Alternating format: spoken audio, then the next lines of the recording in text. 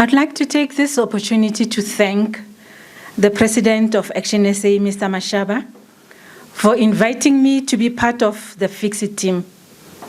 It is a task that I intend to carry with dignity that it deserves. I'm going to talk about our take as Action SA on what we see or the state of education in South Africa.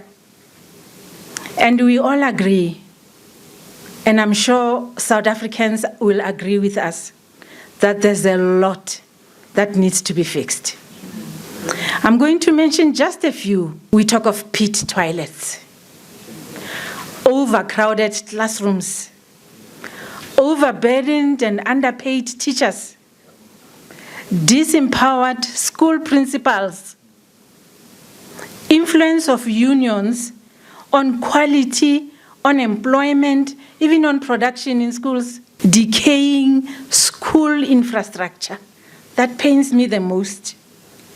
Lack of general maintenance and upkeep, especially in township and rural schools. They're falling apart.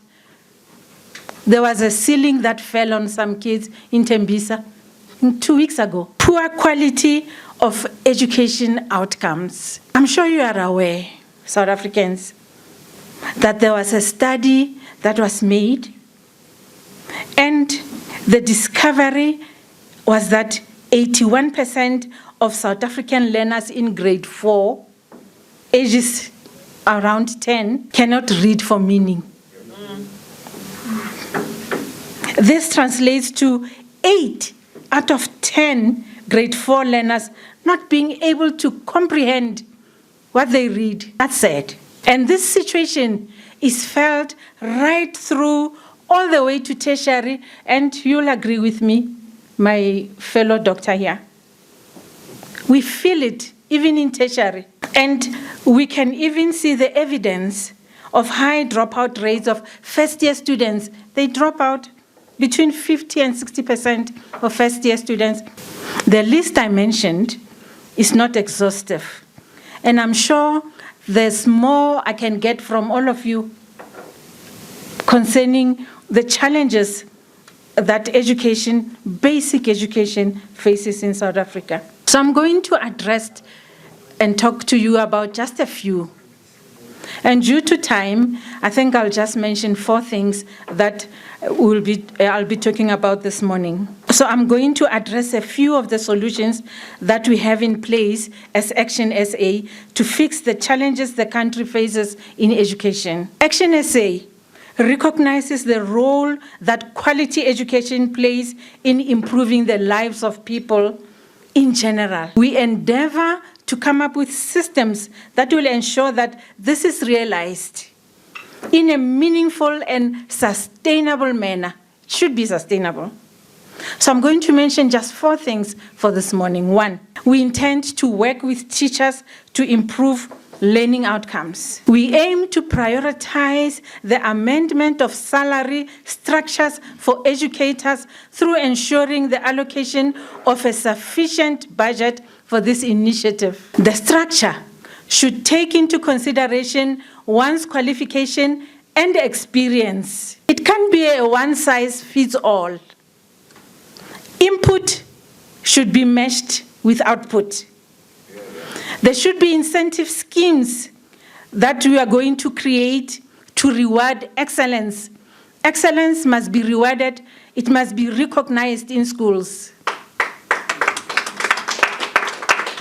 And all this is going to be done to attract and retain high-caliber professionals to the teaching profession. We are losing too many experienced and skilled teachers because of poor salaries. And you know how it's like in schools. You wait for the principal to retire in terms of promotions and all that. So you are sitting there as a teacher with all the qualifications, with all the experience, with all the skill. You're waiting for this one person to die or to retire before you can apply for perhaps a position. It shouldn't be that way. Let's recognize and acknowledge and reward excellence. So I am very much for this salary structure. We're going to be pushing for that. Number 2, education output should be matched with the needs of the economy. At the moment, vocational training is packaged for people, inverted commas, who didn't do well in school. Yeah. When we are lacking skills, we lack electricians, we lack mechanics, we lack a lot of things, but then it has been packaged in a way that our kids don't find it attractive. If we start it right there from basic education and you move all the way, we couple the two, academic and skills.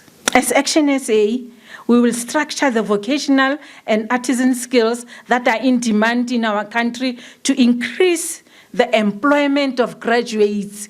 We have graduates who are not employed.